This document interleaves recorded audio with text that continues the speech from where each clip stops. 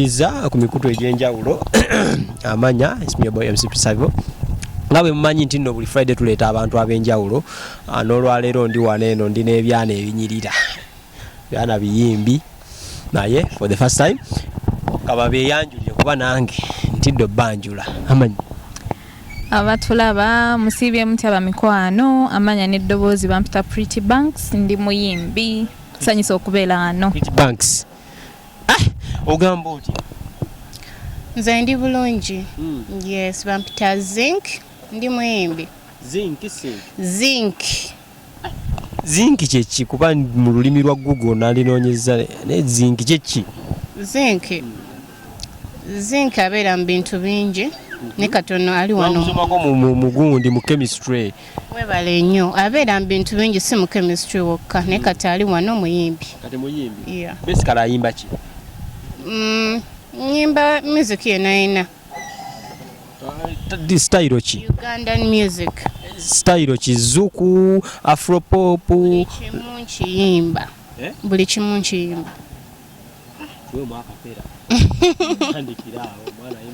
make it easy boy you got me na easy gwanga lino olabi akayimba kange kali akalunzi hey make it easy boy know that I want to buy a busy laba ninze teluli chane njogena ntingenze imu Hanks amvugisa zikilomita owaye yoyo wange zijampita ito wange anange music ono omuyingira mu music seriously na muyingira mu 2020 yeah ina project me nyingi like 15 songs abazagala bazisanga wa ku YouTube channel yange Zinc Music official ina manager toina nina yani under the White Lions umbrella. It is Kim Hanks Media. Yeah. Mwe muli pinki. Exactly. Kitege nawe moli. Oh yeah. Kitegeza mukolera mu ne pinki. Yeah, sure. Ali ati embeera ziri zitya. Sina mu meeting in person, so sigenda kumwogerako bingi, but I think she's okay. Omumanyi Pinky TV. No. Yeah. Tomu manyi to meeting angako. No. But same management neto meeting angako. How comes? Chisoboka kuba that's the fact si meeting angako tetwemanyi. Ne temwogera na kusimu. No. Management ene nasoboka abakozi tebeeraba. Tochisaza olowooza. Just tetuna I think we haven't gotten something that it's tuleetera oku meeting because tetumaze mu banga dene nyonyonyo ya so maybe we must definitely like meet sometime. Mwategedde byamuguddeko biche byamuguddeko bamututenga mwanga mu federation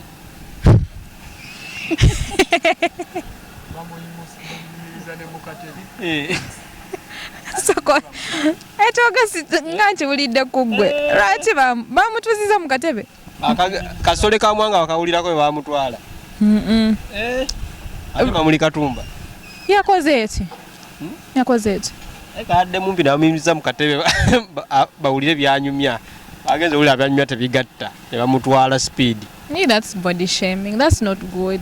We shouldn't body shame anyone. Tasa kweyimpawaza ate tasa kwewanvuya. You get? Just like that's her.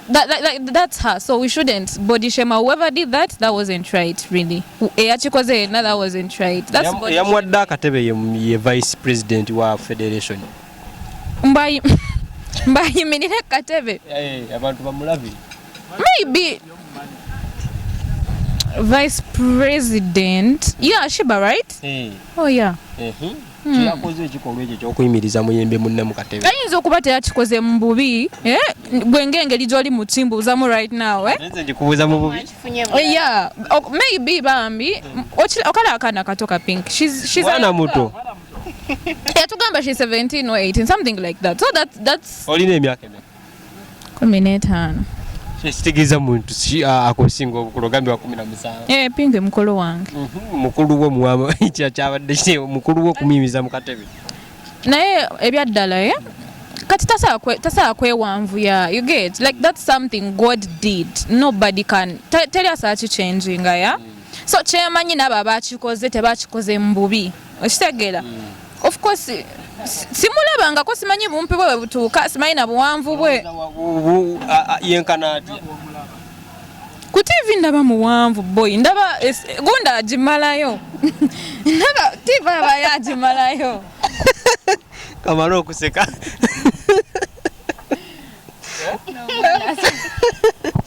Ogambye otya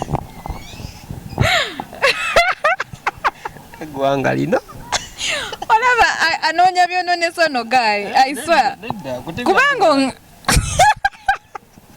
obuwanvu bwe bumalayo.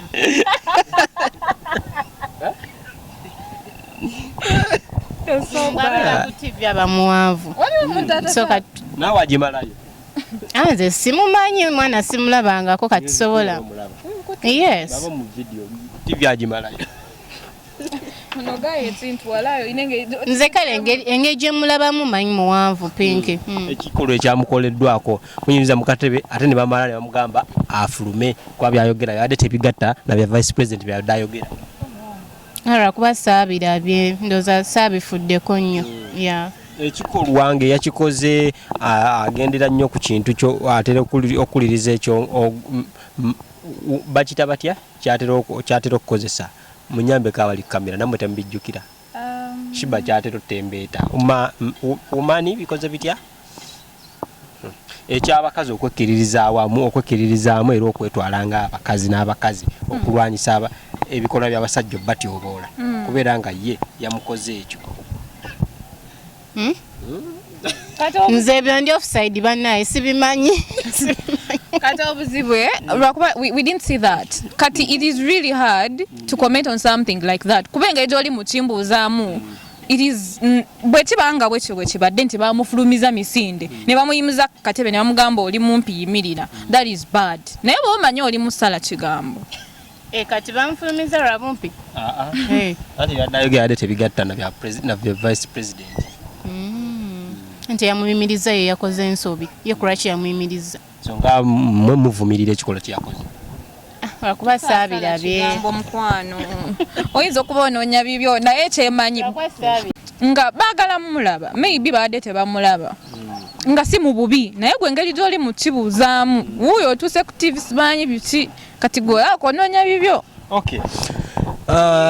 Mu Hanks Media ebyaddala gwe tubadde tumanyiyo naye finally nammwe muzze what the reason lwaki muzze mu Hanks Media kujjawo Pinky teri asobola kujjawo mune. I'm talented, I am different so nsobola okweyogerera nga nze. Definitely Hanks Media promoting a talent, right? And I am talented, so ani golaba n'ogamba no muyimbi tali talented ewa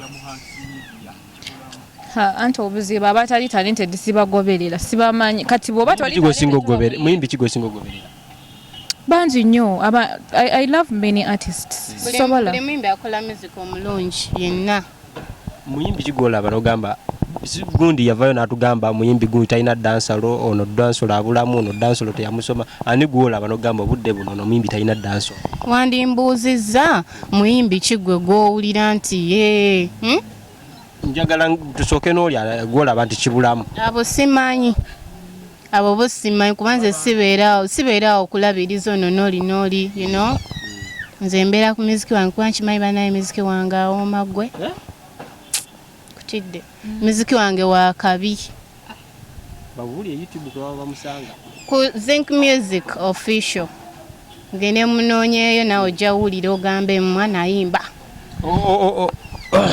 mu system eno ya gundi mulimu bagamba nti no muyimbi gundi amazima yankolera mu basajja bakuteeddawo line-up y'abasajja abayimbi ani gwogamba ono ankolera mu music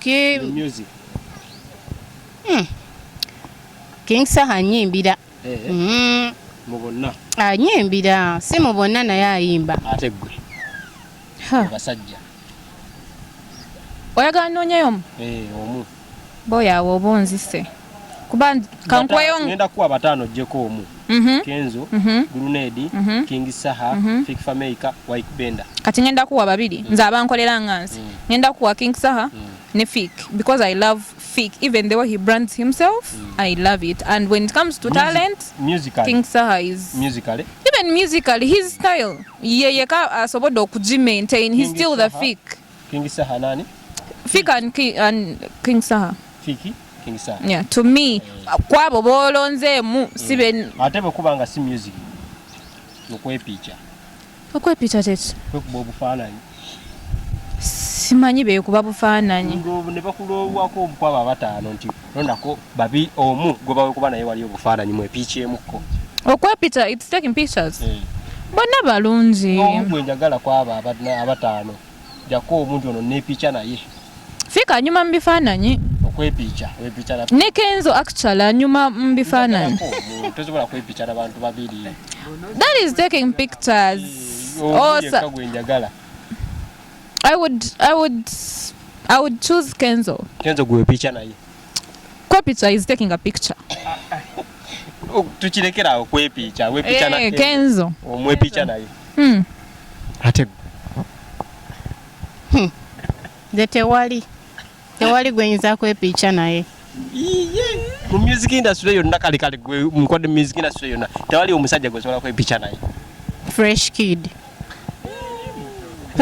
mubonna we kid yes lwaki yes anyumirwa okwepicha yes anyumira ebifaananyi fresh kid nga museka lwaki bwachuzinze fresh kid okwekubya naye ebifaananyi mugambye okwepicha kwekubya bifaananyi right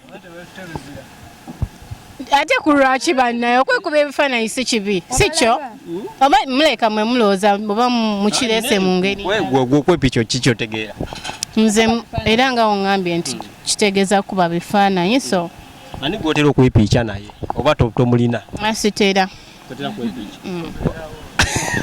ate siteeka nti nina okwekuba ebifaananyi mukwano tugire kwepicha siteeka nti olina okwepicha kyeki what is it tukireke mu luzungu lwakyo nti kati awo mba sijja bitegeera nti oba olina okuŋŋamba ekintu nkitegeera katwogerere mu lulimi lwa kwepicha nti nno sitera kwepicha oba ntera okwepicha sitera nze oluvannyuma omala bbanga ki liri bbanga kyeddene lyoyinza otuteekinga nga teweepiikiza naye kati nva kwepicha